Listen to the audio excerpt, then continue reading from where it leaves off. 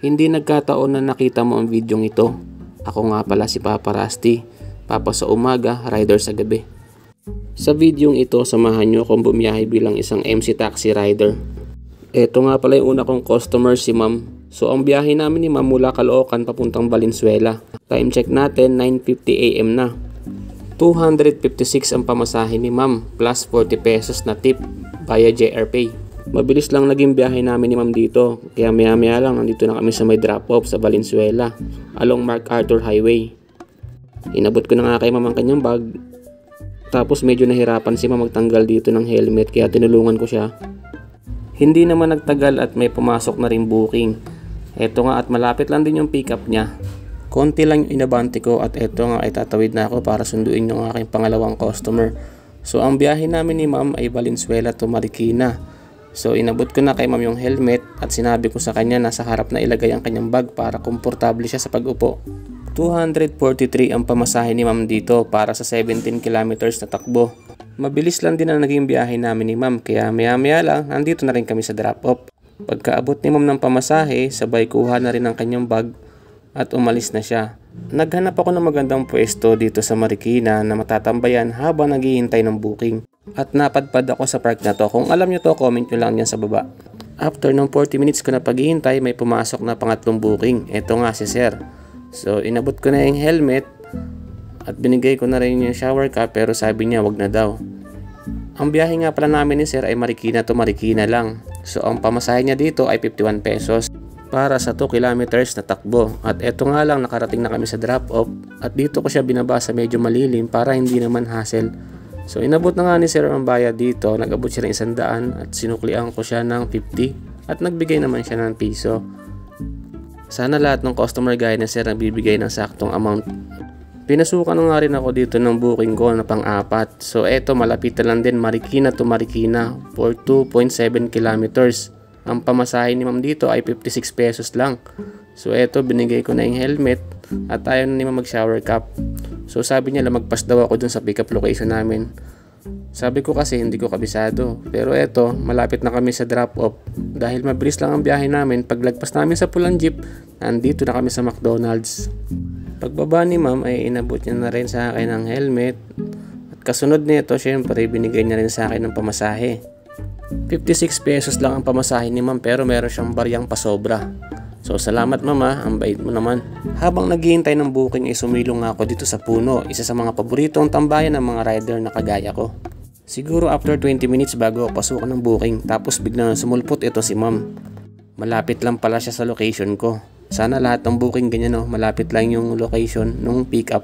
Kaya inabot ko na agad ang helmet kay Ma'am at sabi ko sa kanya medyo lumapit siya para hindi kami magwobble sa daan habang umaandar.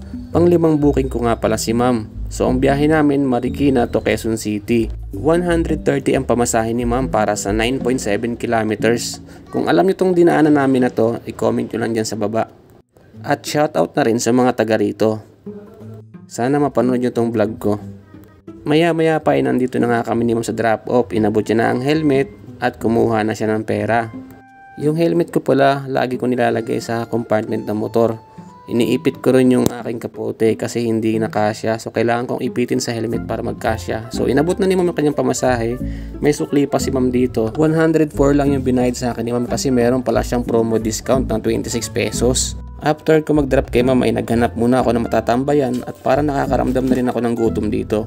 Sa di kalayuan ay may nakita ako nagtitinda ng banana Q. So bumili ako kasi parang natatakam ako matagal na akong hindi kumakain ng banana Q.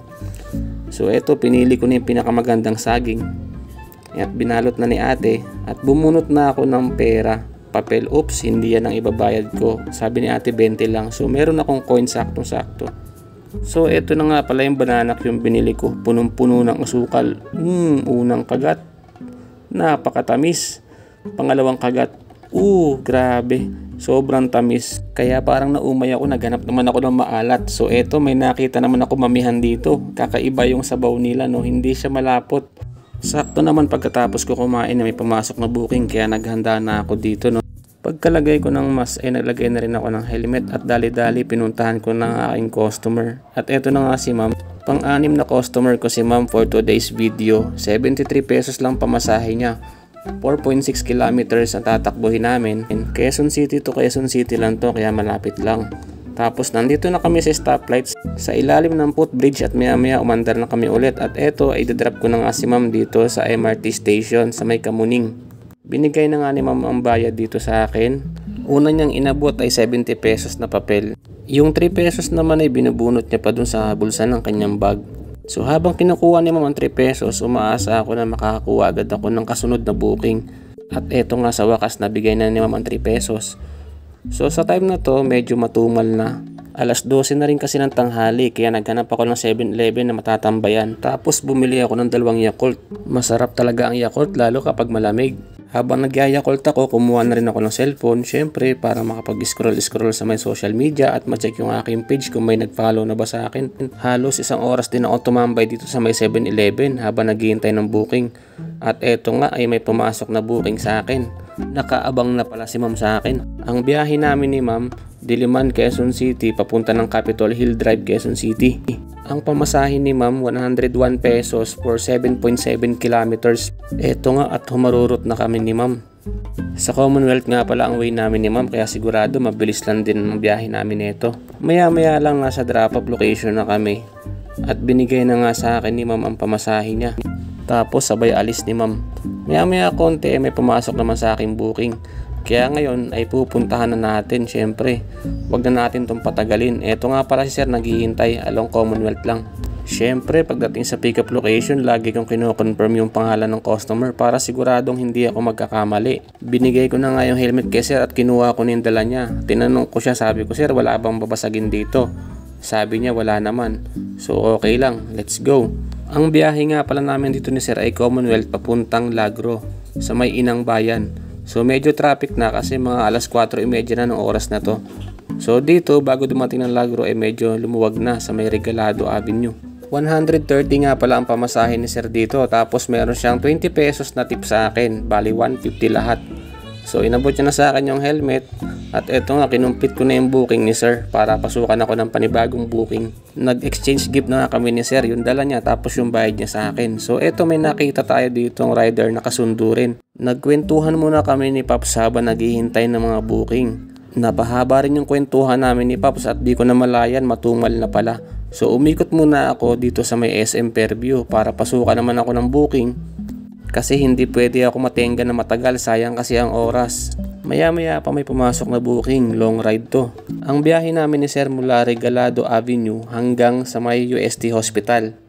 Bandang Sampaloc, Manila to. 307 ang pamasahe ni sir for 21.5 kilometers. Time check mga 6:30 PM na neto kaya madilim na. Pero okay lang kasi nakukulangan pa ako sa kita ko. Kaya nag-extend pa ako ng oras sa pagbiyahe. Shoutout nga pala sa mga kapwa ko MC Taxi Rider dyan. Ingat lagi sa biyahe mga lods. Eto nga at medyo malapit na rin kami ni sir sa aming drop off. At nakarating na kami dito sa emergency ng UST Hospital. Kinumplit ko kagad yung booking ni sir para pasukan agad tayo ng kasunod na booking pa uwi. At inabot na nga ni sir ang bayad.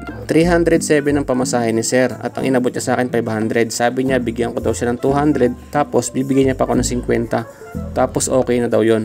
Wow, ang bait naman ni sir, sana all talaga. After ko madrop si sir, naghihintay na ako ng booking dito. At maya maya lang ay meron naman agad pumasok kaya pinuntahan ko na. Eto na pala yung last booking ko sa gabing ito. Ang biyahe namin ni sir mula dito sa may University Home sa may Lacson papuntang Starbucks sa Cluster 2 Eton Centris. Ang pamasahe niya dito 112 lang para sa 8.5 kilometers na biyahe. Pero maya maya lang hindi ko na malayan dahil sa haba na ng vlog ko ay nalobat na pala itong aking action cam. All in all, nakasampung booking ako sa araw na to. Maraming salamat mga lord sa pagsama sa biyahe natin ngayong araw. See you in my next video. Ride safe!